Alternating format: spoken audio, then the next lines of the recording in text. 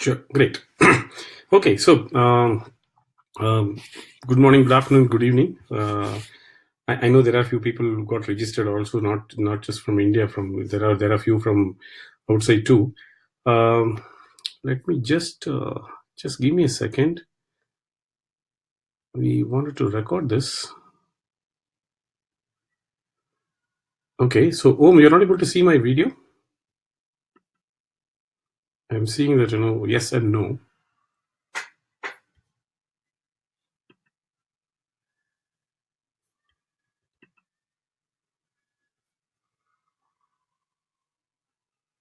Okay, so I got a message from Om that he's not able to see. So Om, looks like you have some challenge because I am just getting from multiple people that they're able to look at me, they look at my my video part of it. You probably may have to enable it. Okay, great. Okay, cool, great. Okay, so let me just hey Krishna, are you there in the call? I just want to confirm that this is you want to do some video recording. This recording of this webinar. I just want to check.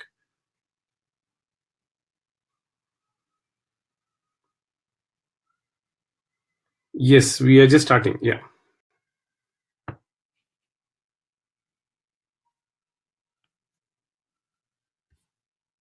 Okay, great. I think let's start. I'm not going to spend much time on that. Okay, so thanks for being here for the webinar. The topic that we're going to cover today is how do we sustain agile transformation, right? This is I know some of you on the call. We would have discussed in pockets and maybe in length about the challenges that we are facing day in day out in agile transformation. So how do we sustain agile transformation, right? So if you don't know about me, my name is Jayaprakash Prabhakar. I'm an enterprise agile coach and a safe program consultant. I also, I'm the founder of Leanwisdom. So let's look at.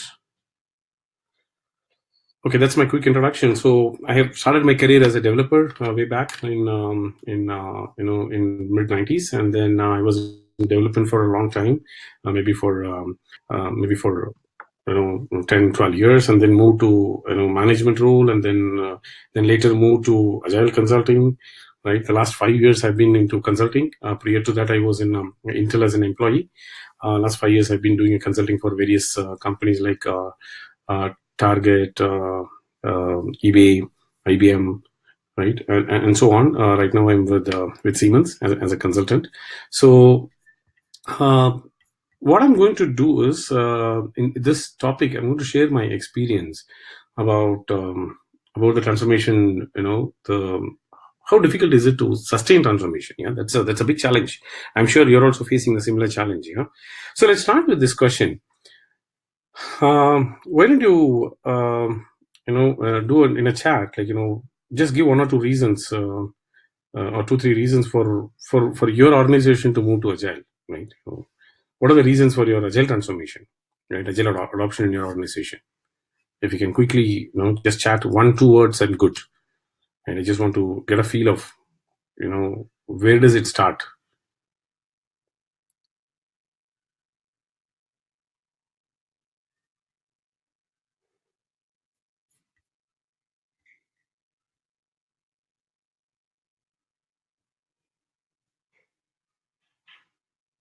Okay, cool. I see that Ajay says it's to improve speed to market, right? Great. So very common goal for agile transformation. Anything else? Let me wait for a minute for others to respond.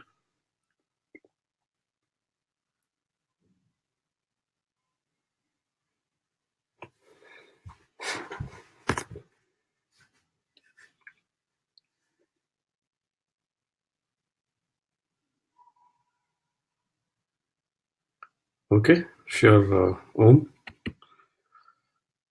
Okay, get value from projects as soon as possible. Okay, great.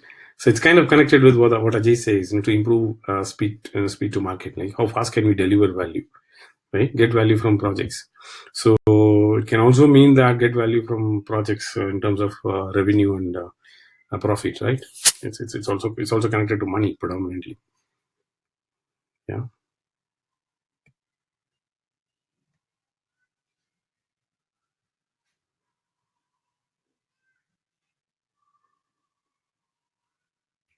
Okay, sure. I think, okay, so Raj says that to meet customers' requirement on a bi-weekly basis.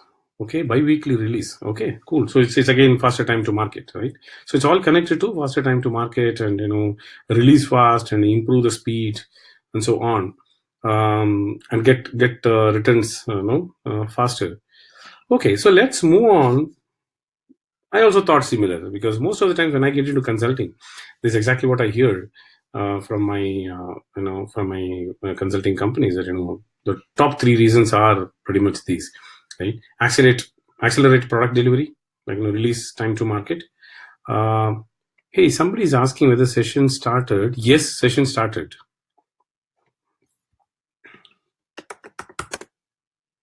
Okay, sure. Let's move on. So, accelerate product delivery is a very common thing. Second is enhance quality. Like we are actually struggling with quality related issues, especially for a large legacy systems, like been built. It's been built in a couple of years. Hey, I don't know who is that. It says your first name. I think you may have to figure out what is the challenge. It looks like all others are able to see both the presentation as well as my video. So I think you'll have to figure out. Looks like you have a challenge in your laptop or your device. Yeah. Okay. So these are all the very common things. But if you look at this, they are directly connected to. Okay. Thanks, So they're directly connected to business results, right? Most of the times, agile transformation is connected to business result, right? So my next question is, getting symptom of business results, right? Okay, we started with the transformation. We are seeing that we're able to release now. We could not release like once in 2 months, but now kind of symptom that we're not able to. Though we're not able to release once in 2 months, our release cycle is kind of reduced now. Is that enough, right?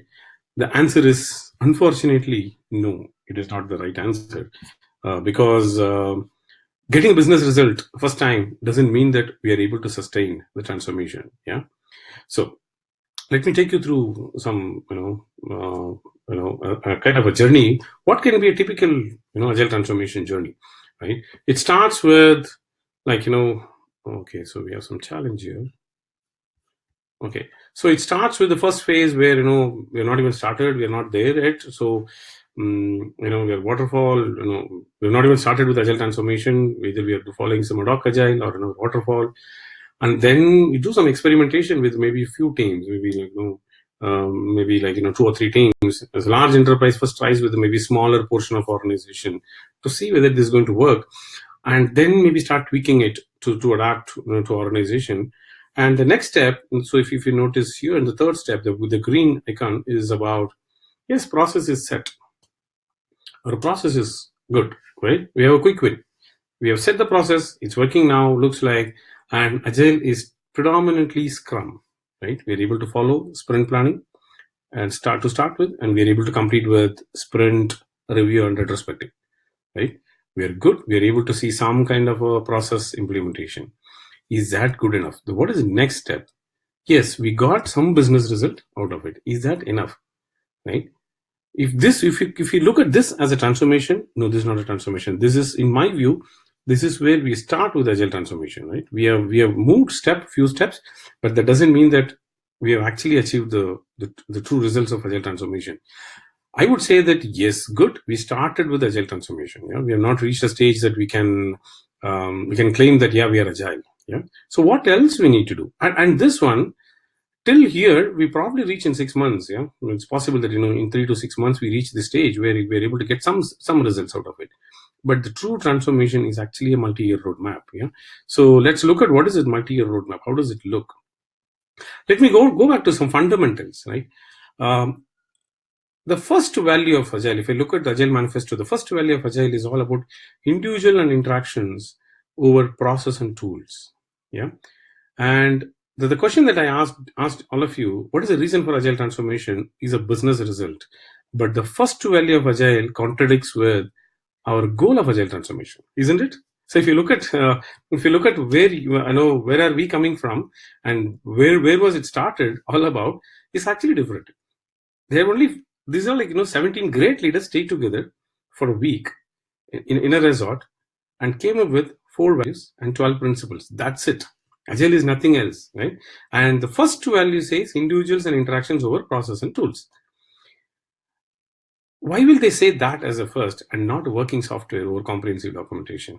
Why will they not keep customer collaboration over contract negotiations the first one, instead of individual interactions over process and tool? There is a reason for it, right?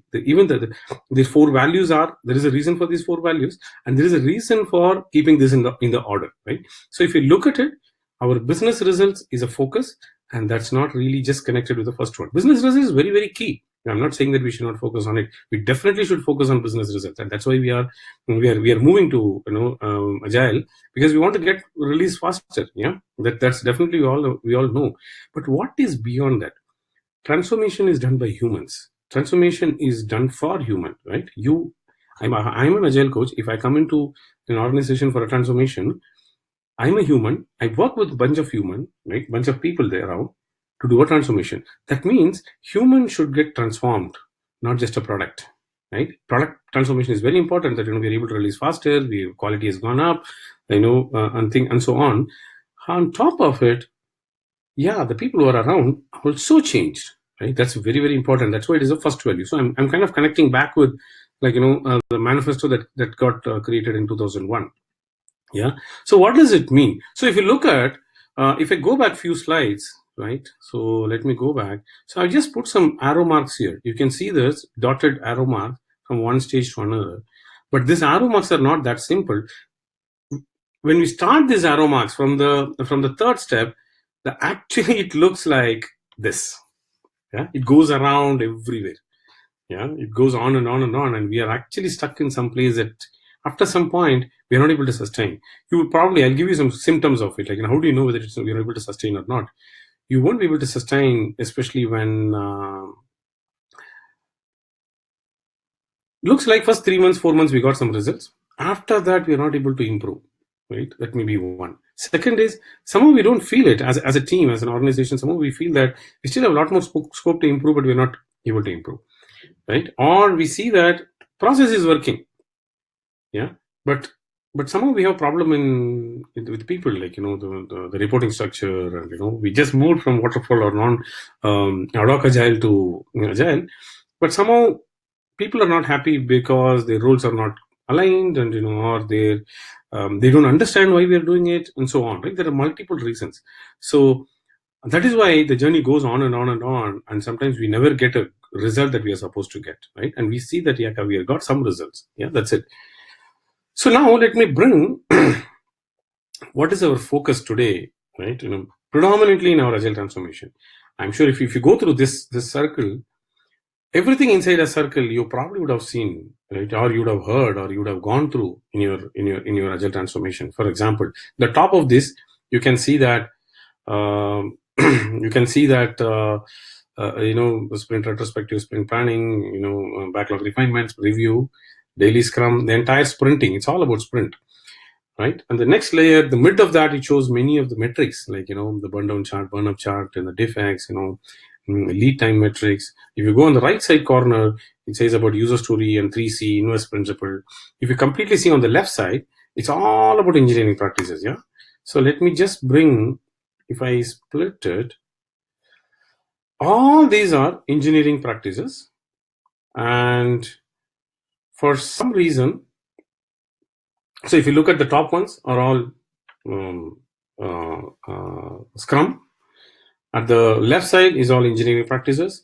On the right side is about how to write user stories and so on. At the bottom is all about estimation, planning, release planning, and so on. Right? There are metrics, and we have a storyboard, task board, basically Scrum boards. So it's all about events, practices, techniques, some guidelines, some tools like Jira, definitions, backlog, all of this. Right? This is all about doing agile. Yeah. So our goal is not doing agile, but unfortunately the sad part is most of the time we are in doing agile. Yeah. So yes, agile, your question is like no value releases is also a symptom. Yes. If you see that we're not delivering value, that means you're more of a waterfall. Doing a lot of one thing at a time is waterfall, right? So if you're not releasing a value frequently, it's definitely you're not agile. It's another symptom that we're not actually doing good. Yeah. So okay, so this is what is doing agile. So what I did is I put all of this doing agile, right? The process related thing. This everything is a process. Yeah. I put in outer circle. Yeah. What does this mean? If you do all of this, assume that you're doing all of this, right? Perfectly right. There's nothing wrong in the way you're doing. Like, you're able to do sprint very well, like right from planning all the way till retrospective very well. And you have some good engineering practices in place. It's defined. People are doing it, right? They're probably doing some continuous integration, probably don't understand. They're doing a code review, every sprint, every story. They have an estimation technique, like story point estimation, like planning poker, and they have some metrics to measure. They have a scrum board. They follow user story. All this, if you do very well, even if you do very well, it doesn't mean that you get the results. You would have seen an incremental result in your transformation, which means is not enough. How do you know incremental results? Because you still see that there is a scope for improvement. Number one. Number two, you see that somehow it's not sustainable, right? We're not, for example, we're doing some level of automation. We don't have enough automation, and we're not able to do effective testing every sprint, and looks like we're leaving some defects. So there is a problem in quality, right? Though we are practicing many of the practices, and it's not easy for us to just follow these practices and improve. What does it mean? We need further layers. Yeah, process alone cannot improve. What is the next layer?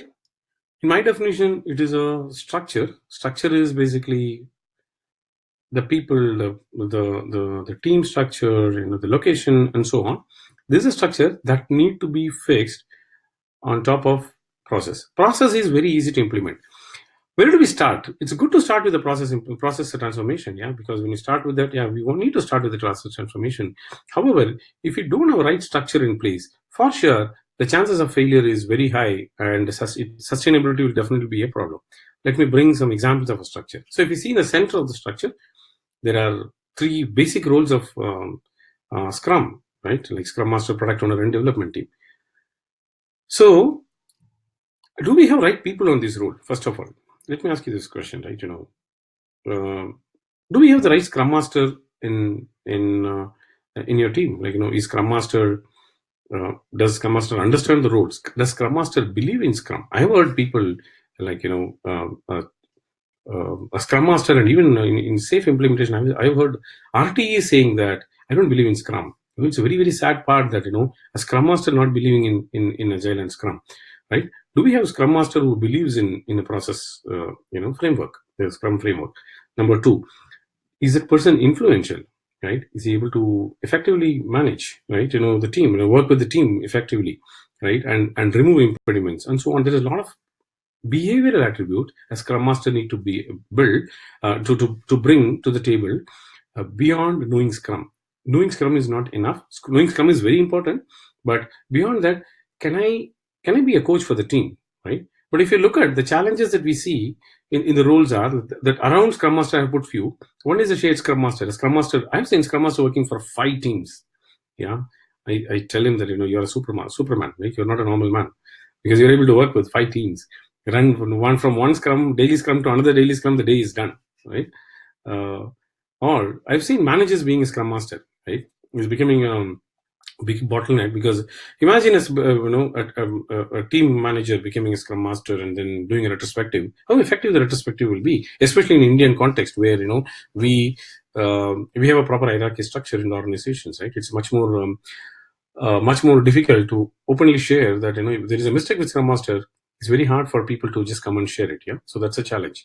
Part-time Scrum Masters, like, I'm a Scrum Master, I'm also a developer, and I also do some UI work, and I do something else. It's a challenge. Fourth is, I have a very great technical lead, right? A technical person who is a senior person, and then we'll let that person be a Scrum Master. That person has no interest about solving others' problem, because I'm a technical guy, I want to solve technical problems, not about resolving somebody else's issues, right? So these are fundamental challenges we have in this role. Second, PO, product owner. Is product owner a business analyst, or product owner really a kind of a product manager material? A person who can envision the product, come up with a roadmap for the product, or am I a postman talking to some customer and just translating that into a backlog item? Right? That's another challenge. Commonly we see that. I have seen many programs in many organizations where product owners are not effective. Right? The third is development team. Are we cross-functional, or are we component teams? Right? That's another problem that we still see, that component teams, like there's a UI team, there's a backend team, there's a DB team, and there's a testing team separately, which is very, very common even today. That this is a challenge, right? A team should be cross-functional. We need to build a team to be cross-functional, and then put a process in place. If we don't have the right team, whatever process we implement is not going to come up great. What's the role of a product architect? What's the role of a technical lead in this? See, Scrum defines the 3 roles, but is that enough? Definitely it's not enough. There are many other roles, like there's an architect, there is a manager. What's the role of a manager in the team, right? What if we have a developer and a tester, right? Historically they have been writing a code, or they have been testing. A tester has never seen a code in the past, and now the tester is moved to a Scrum team. What does it mean, right? Is that the right structure for us? Having I skills, right? Not even a T skill, right? Is it the right structure, right? Having a dedicated system team, and there is no connection between a development team and a system team. And as a system team, like in a scaled environment, you will see that bunch of development teams work with the one system team, which the system team integrates the whole system and make sure the system is working as a whole, right? So do we have a right system team in place, and do we have a good interaction between these two teams, right? So, and beyond that, there are also roles, like we will see that there are other roles, like role of an agile coach, role of a leadership, right? The leadership of the organization in agile transformation.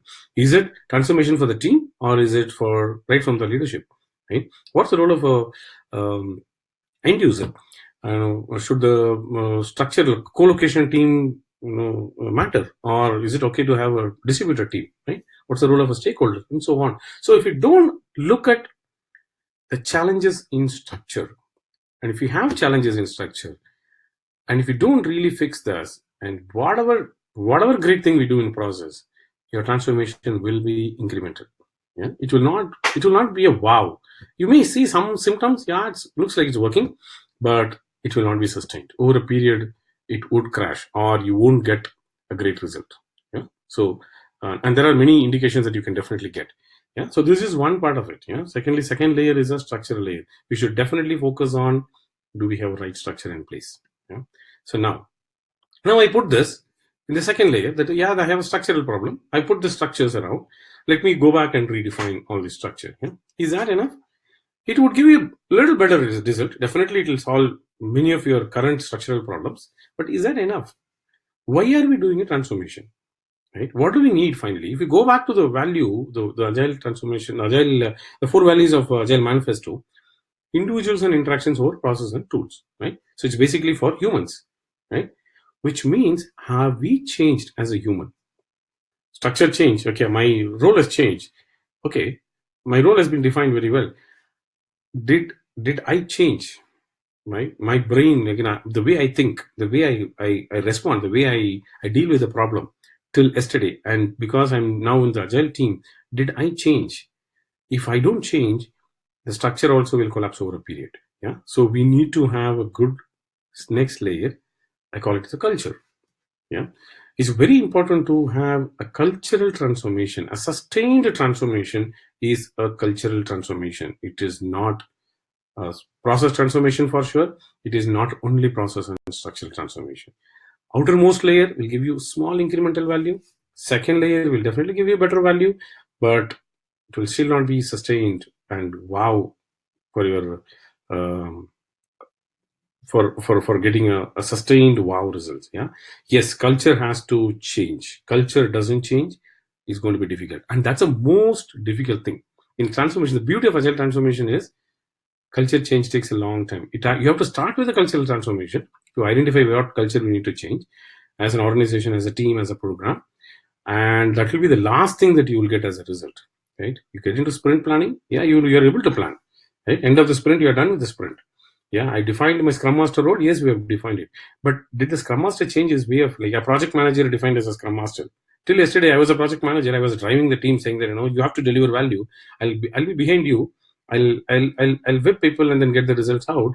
Today, I'm a Scrum Master. What's my role? I should go ask people that, can I help you? Till yesterday, I was driving the team in delivering value. Today, I have to go ask team that, can I help you? Can I solve your problem? How can I remove your impediments? So it needs a huge mindset change. I'm just talking about one critical role of a Scrum in a Scrum Master. More often, we may get a decent Scrum Master, but that alone is not. Many other roles around, if they're not aligned with a good culture, definitely it's a failure. Defining a structure is important, but it is very important, but without focusing on a culture is a problem. So let me bring a few examples of a culture. So if you look at this, you will see a bunch of culture that are identified here. Like, for example, quality culture, right? Are we, every time I release something, am I releasing with the highest quality? Or we have some quality issues. How come we as a team release something and that didn't have a quality, right? How come that can happen? If that question comes to the mind, that means I have a quality culture. If I'm okay to fix the defects and I say that, as long as my bug cap is like 50, I'm good with that, right? My defect count, the maximum open defect count is like 30, we are good with that. But the inflow and outflow is managed very differently, right? If we think about just fixing a defect and closing it and keeping the minimal open defect count, that means we don't have a right quality, right? Improvement. Are we improving sprint over sprint over sprint? Like 6 months back and now, if the team is exactly the same and no big improvement, that means we have not made a big change, right? That's a challenge, right? So we need to constantly improve. Ownership culture, right? Do we have ownership culture? Like, how come we as a team commit and then we don't deliver? And do we really feel about it, right? The retrospective is all about what went well, what did not go well, and how do I feel about it? When I don't deliver for the last 3 sprints as a team, do we feel really awkward about it, right? That's ownership culture, right? Whenever I realize there is a quality problem, do I feel it? Like, I own it and I need to fix it, right? The learning culture. Do we learn continuously? Innovation culture. So there are a lot of examples that I've given, like transparency, right? It's one of the non-agile to agile. That's one big thing that shakes the whole team. Like, now everything is transparent. The Scrum board and the way you deliver everyday things are, the team is coming together and discussing. There's a lot of transparency, right? That's a cultural change. Team. Till yesterday, like, I was working on my own. Today, I have to work as a team. It's not about I. It's about we. We deliver value together. Like, no individual delivers a value. This is a mind shift change, right? And every time I deliver value, every sprint there is a value delivery, and that delivery is the highest value delivery, right? So that means the product owner need to be prioritizing the backlog. The team is to work towards breaking into smaller stories and value delivery and so on. We are consistently high-performing team, and we are very adaptive. And if you see the center, I put this fail fast, and it's very important for, especially in Indian context, that failure is considered as bad in India, like, or not so great thing. But failure is a wonderful thing. Are we failing and learning from it? How many times we have failed and we felt, wow, we failed. We didn't fail after 6 months, but we failed like in 2 weeks. And what is the learning out of this failure? Are we learning from this failure? And are we changing, right? Am I doing a YY analysis and identifying the failure and then really fixing it, right? As a team, as a leader, as a Scrum Master, as a product owner, right? All these roles. And at the bottom, leadership agility. As a leader, what should the culture that I should drive myself as well as for my organization? Am I displaying exhibiting the culture that I expect from my teams, right? For example, I'm okay. I want the team to fail and learn from it, right? As a leader, am I okay with that, or am I getting scared of that? The team did not deliver value. I'm going to question them straight, right? With a lot of things, right? So the leadership agility is one of the key, to drive the culture, and that has to start from there, right? So, which means what I'm trying to say is, we need to know which culture that's failing for us as a team, as a program, and identify maybe 1 or 2 cultures and see, this is a culture which is failing for us. Let's identify this culture and see which role can help us fix. Do we have right people driving this, or do we have any problem with the structure to drive this culture? Identify the right role, and then go up one more layer and say that which processes with this structure can help me build this culture, right? So this has to be upfront discussed and identified. Yeah. So which means it is inside out transformation. So you have to start thinking about the culture. Hey, what is the culture that we want to change? What is the structure that we have? What are the structural problems we have that is stopping this culture? For example, we want to deliver fast, right? Some of you have mentioned that we want to deliver fast, and why we are not able to deliver fast? That's a value delivery is a culture, yeah. But we are not able to deliver fast because our team structure is not right, the backlog is not right, or our product owner is not doing a right job, or we have high skilled people. And so on. There are many reasons why we are not able to deliver. Identify the structural problem, and then identify the process-related issues, and then start working on it.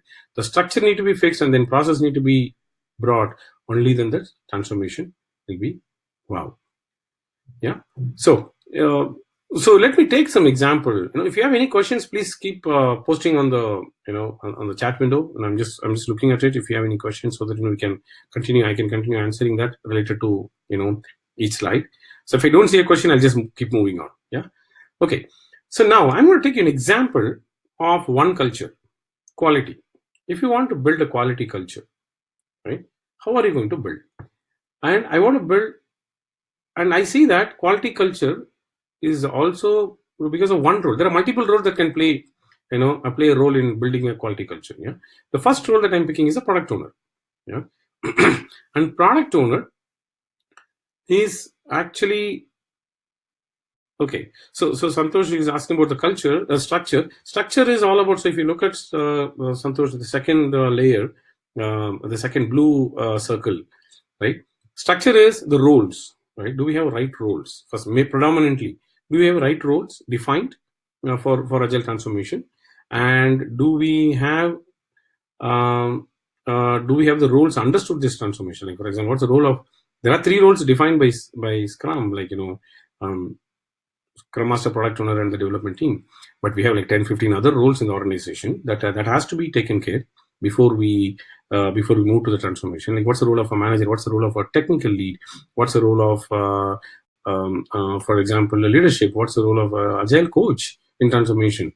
Right? If the transformation doesn't happen after 3 months, if it is not sustainable, is agile coach only responsible, or is agile coach doing the right job first?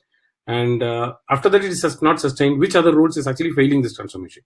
Yeah. So identify the right roles, all the roles that are either enabling or disabling your transformation. Yeah, and that are critical for your organization that you cannot avoid, and see what is kind of killing your transformation, or which roles are enabling your transformation, and how do we enable further better. Yeah. So I'm taking an example of quality culture. I want to enable, as an organization, we want to enable a quality. Every time we deliver quality. Yes, there's a question about how can metrics help, in which layer. Metrics comes on the top. We're just coming, Mukundan, in another 1 or 2 minutes we'll talk about metrics. Yeah, metrics comes in the process. Metrics is a data. Yeah, metrics should drive the culture. If metric shows that quality is bad, then that means our quality is bad. So the culture of the organization should change. Metrics is a data. It's nothing but nothing. It just it's like a table. It just shows the data, right? It just brings in, it makes things visible. That's it. If we don't react, the human don't react, right? Which is a structure. And if you don't have a seriousness about it as a culture, like I don't feel bad about having a bad quality or a bad predictability, there's no point in having a metric, right? So that has to really drive your structure and culture. Okay, so let me pick this quality as an example. Now I'm saying that, okay, this is a quality, and the first role that is driving quality is a product owner. And the product owner, how can the product owner drive quality? Maybe like looking at better user story, for example, right? Do we have a quality of, no, for example, let me go to the previous slide. So quality, and the role is the product owner, and the process is writing a better user story, following invest principle, right? Have a user story map, defining user persona. So what is the quality of my backlog? Is it clear? Backlog is a source of truth. When the backlog is not clearly defined, The people don't, the engineers don't understand. Oh yeah, exactly. So Ajay is asking about like prioritizing technical debts. Yeah, definitely. So that comes as part of your development team. Yeah. So that's a role that's a structure that need to think about uh, quality, right? In terms of technical debts. So product owner's job is to make sure that quality of backlog is very high. If backlog is not clear, if backlog is not very well defined, whatever great people that we have in engineering, they're not going to build a good product. Yeah, backlog is a source of truth. So, how good is backlog? How small is a backlog? How is it split? Is it following inverse principle? Is it small enough that team can incrementally build? Right. So, product owner need to think about quality for sure. Yeah, and product owner also need to. How do we further impact? The product owner can actually bring this in a sprint plan, like good backlog. Product owner can bring in a backlog refinement, right, and then do a sprint review effectively, and then this can be discussed in how effective was our backlog in terms of how good the quality was in terms of backlog in a retrospective, right? Yes. So the question is, so Ashish is asking that, can we change the culture by putting a process first in place? Absolutely. We have to start with the process transformation, right? We cannot just change the culture by saying that, hey, tomorrow, let's be, for example, I need to be on time for to my office. Like I have to be in office by 9 a.m. If that's a culture I want to build, like disciplined culture. Yeah. How do I bring that discipline culture? I have to wake up early in the morning, better, fast, a bit early in the morning. I have to get ready fast. I have to prioritize my work. I get ready, and then I have to make sure that I reach office on time.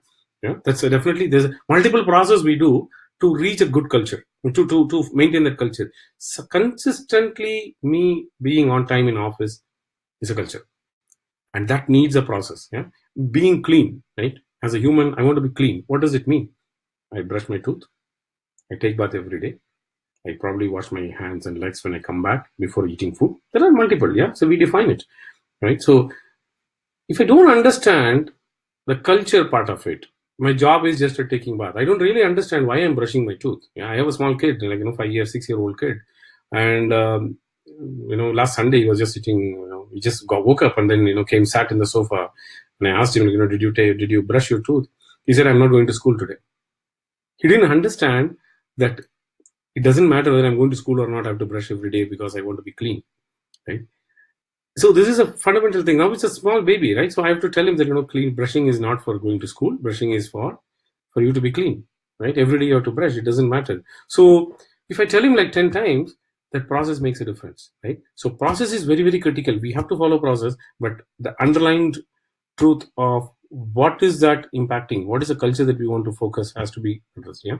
So now we have to build this in process. If we will do sprint planning, we'll do sprint review, retrospective, and if there is a quality of backlog is not good, it has to come in sprint planning, maybe as part of definition of ready and rejected, or if there is any change in the middle of a sprint in the backlog, bring it in retrospective and talk about it. So the process will beautifully help in fixing a cultural issues. Yeah. So now another example.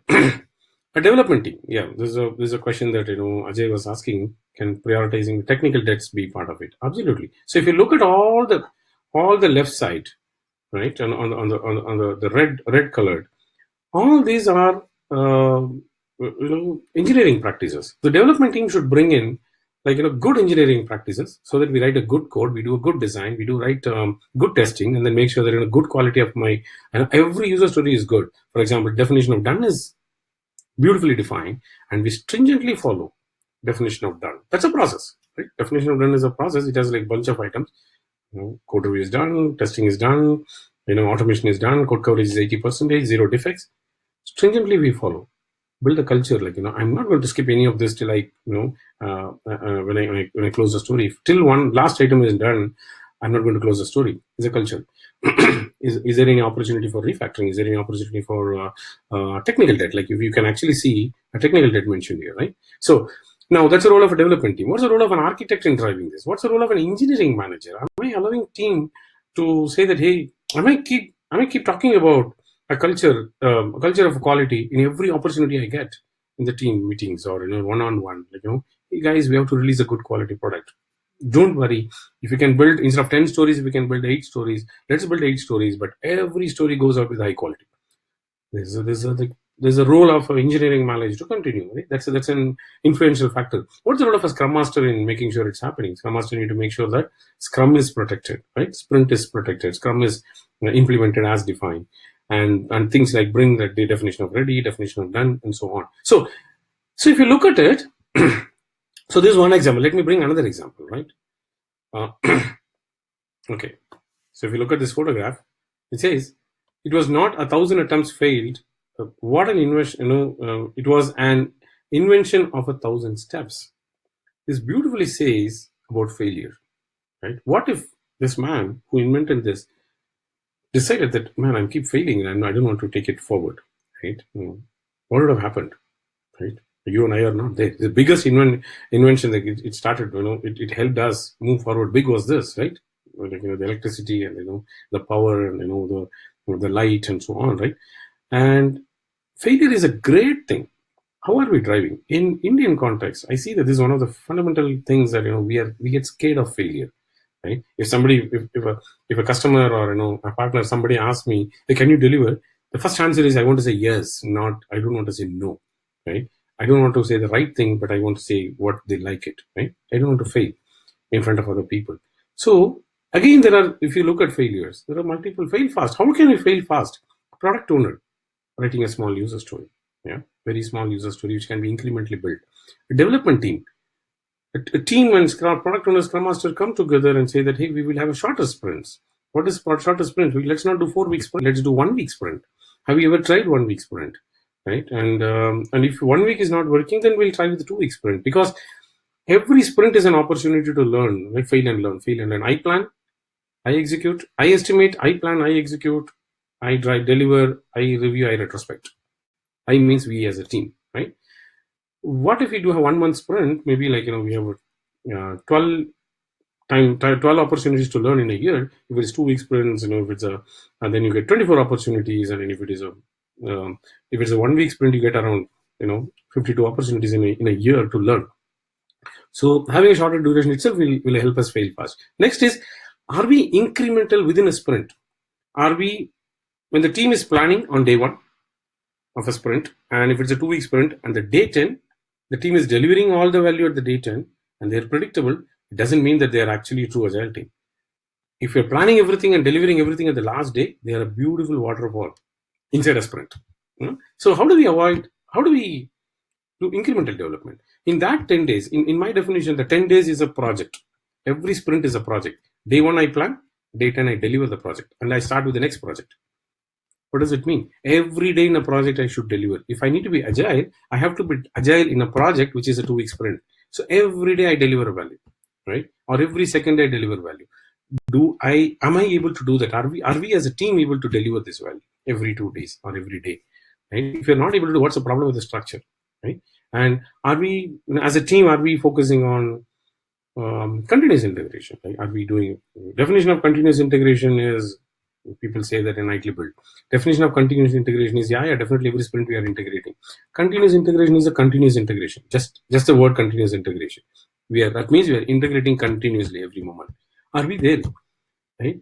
That's a culture. Continuous integration, like Jenkins, is a tool, right? It's a process, right? Checking in is a process. But are we checking in the code every day and seeing that the failure that I made in the code? Are we open with that, right? So, like system team, how often we integrate, like especially in a large scaled programs, large scale programs, you see that there's also a system team that's integrating a product, right? So, are we integrating often? Are we open to take feedback from system team every sprint? And as a system team, am I giving feedback immediately? Or am I giving a feedback maybe at the end of a PI, end of 3 months, or I'm bringing a lot of issues later, right? How are we failing? Are we failing? See, failure is great. Number 1, if you can fail fast. If you can fail fast, fail today. The best thing is failing today, not tomorrow, right? However big failure it is, failing today is much better than failing tomorrow. So as an organization, like as an individual Scrum team or as a system team that's integrating the system, are we making sure that we are failing today? Or are we planning that we may fail after 3 months? Is a structure or a process set right for that culture, right? So this is one very common thing, right? Let's look at team culture. Like if you look at this, if you would have watched this movie, it's a beautiful movie. This team did not succeed because of the skill set, right? If you really go back to this movie, it is a team, this bonding, that emotion that they have.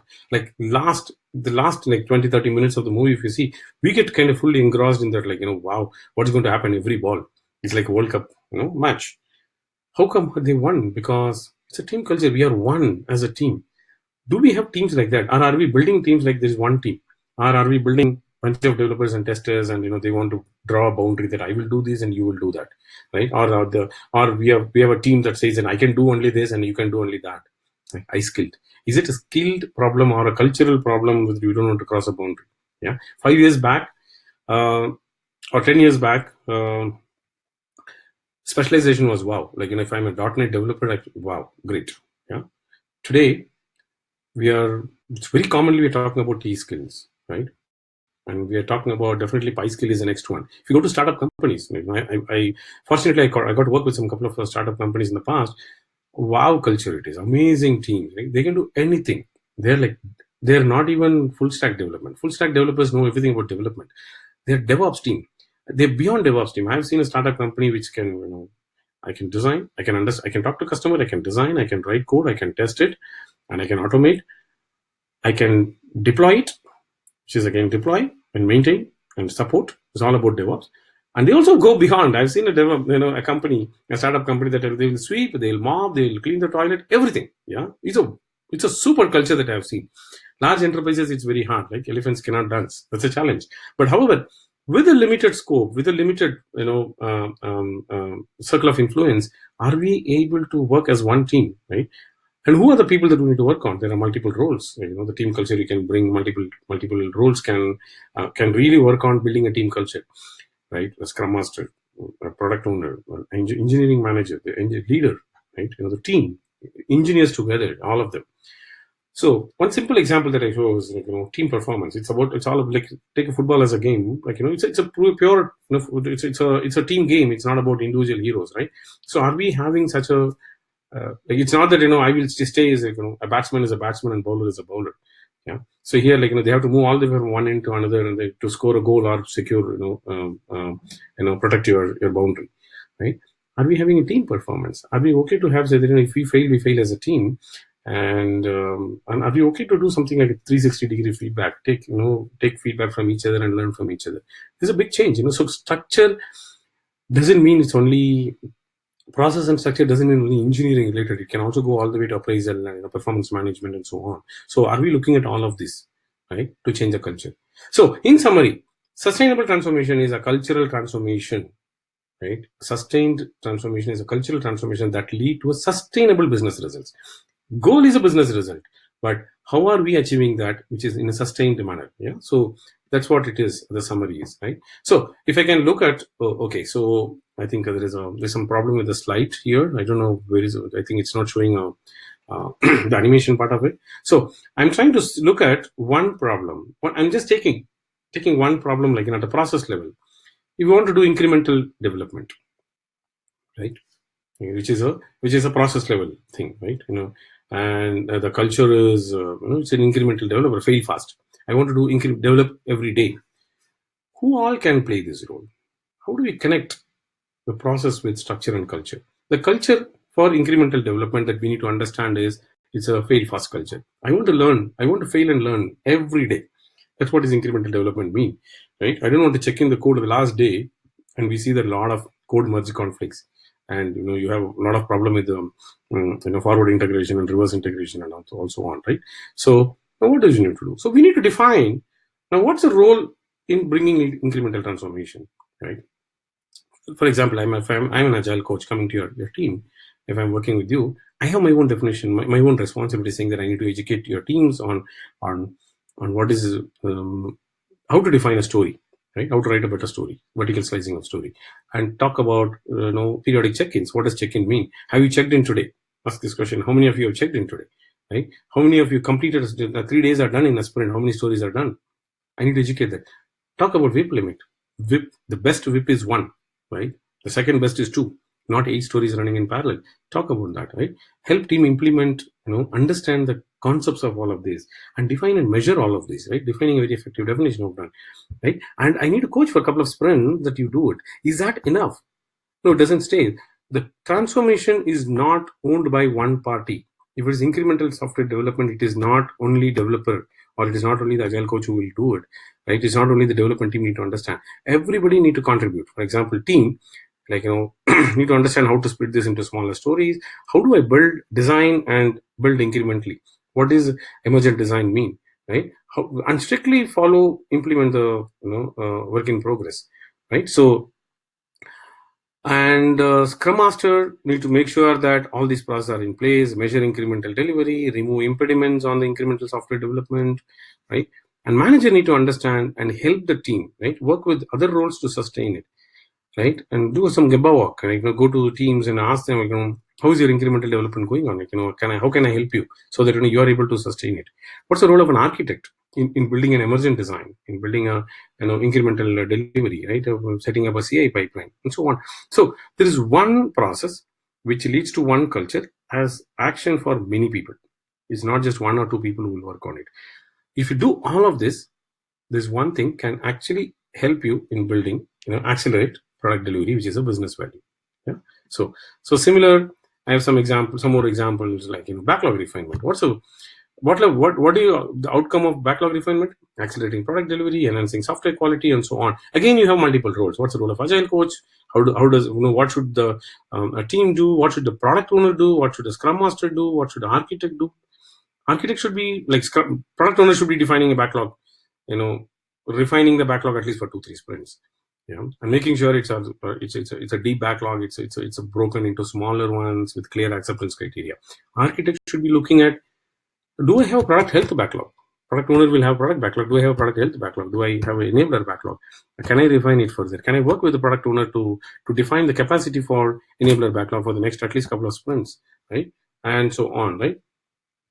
I see that you're not able to see it. I think I will probably share the actual deck with which you can see. It's actually animation is not working somehow in this webinar, and I need to understand why it is. But I think you can. There are multiple roads. I can actually circulate offline. Yeah. So to get a business result, one process needs multiple roads. Need to focus on their activities to get that culture. The culture backlog refinement is there is a culture for it, right? Why you want to refine the backlog. It's probably the quality of the backlog should be high, so quality culture, and so they're all very well connected. So summary is like identify the expected business result, identify clear expected business result, understand from the business like what is or the leaders, why are you moving to agile, what is the transformation goal of agile transformation, identify the culture that's failing your team or organization, right? It can be even single team. Map the culture that's with impacting the business result, which is actually map the failure culture, right? And then identify the structure to build a culture and then bring process changes, right? Culture has to start from a leadership culture. Leader has to start believing, and then it goes down to leader means leader need not be the head of the engineering or the head of the organization. Leader can be as simple as a scrum master. Leader can be a manager. Leader can be a product owner who is defining the backlog, right? Every role, there is a lot of leadership role that we have in agile. This is not more decentralized. So it has to start there, and then team has to transform, and then only the large enterprise can actually get there. Yeah. So, so there is a big journey. So if you see that process is working, agile is Scrum, right? The second stage where it's enablement. The next stage is actually that's where next is when the transformation starts, and the transformation is like business results achieved. Good, business is achieved, but structure is fully aligned, culture is in place. Only then you can move to more programs, team, look at value stream level transformation, and go beyond agile, beyond IT and org-wide transformation. Yeah. So if you don't fix the fundamental, I also make one other definition that agile being not agile is will lead to organization not being agile. If the team is not being agile, organization will not be agile, right? Every team in the organization has to be focused. Agility cannot be just spoken across in all hands and in a meeting. It has to be put in place at the ground, and at a cultural level, it has to transform in every team. only then as an organization we will transform. Otherwise, as an organization, we'll collapse. Right? It won't give a great results. Yeah. So with that, yeah. So I kind of I have 5 more minutes. If you have any questions to ask, right? So do you have any questions? I'm seeing that will you be sharing the video as well? I think so. We should be able to share the video. We'll make sure that we'll share the video, definitely the deck, so that you can get the the PDF version of a deck, which you can use it for your reference. Yeah, and this is my email address, jp@leanwisdom.com. And if you have any questions, you can always reach out to me. You can reach out to any of our team members. We can definitely help you in maybe in pockets if you need any help. Yeah. So any questions that you have before we wind up? I see that we have 4 more minutes.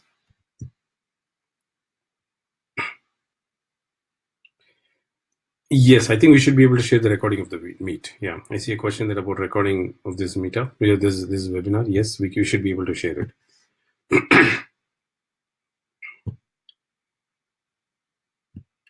Any other question?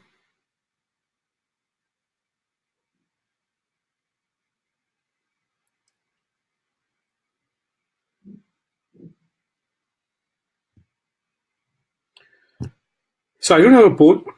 Just want to ask a quick question. Back to you guys. Was it useful? Was it any? Do you see any value out of this? Like you have spent 1 hour with me here.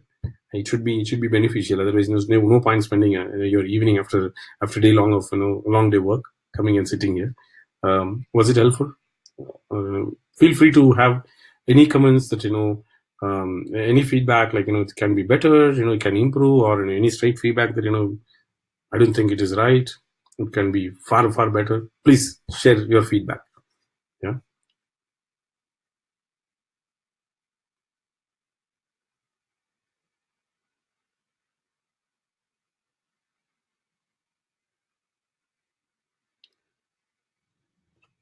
Sure, great. I think I'm seeing some comments, some good feedbacks. Is there any improvement feedback that you want to share it, which we can? I'm going to run this webinar maybe at least at least twice a month, but we are planning.